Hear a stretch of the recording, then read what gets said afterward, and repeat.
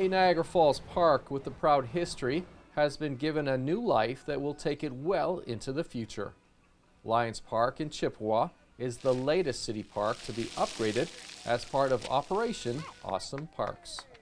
We made a decision that we were going to modernize and rebuild 10 parks in the city this year, 10 parks next year.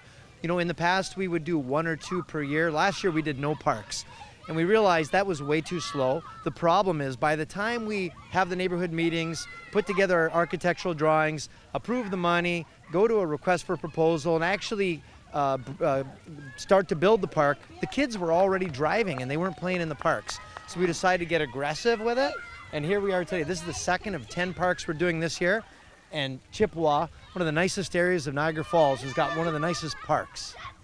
That's a pretty aggressive timeline. How does that impact city staff? It definitely pushes them to the limits. But what I'll tell you about our city staff, this is exactly what they want to do.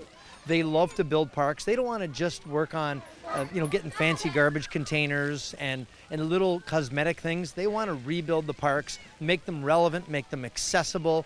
Garth Hutcheon of the Chippawa Lions Club called today a dream come true.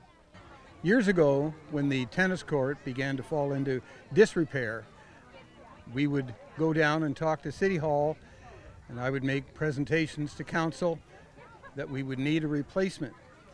And Jeff Clayton, city's landscape architect, came to me once and said, I think you might just be successful beyond your dreams. The city are thinking much bigger than just your tennis court. Why don't we talk about what the plan is? And then as he began to unveil it, we saw all the possibilities that have just been realized today. So we're grateful. You paid a compliment to Councillor Joyce Morocco in your address today. How was she involved?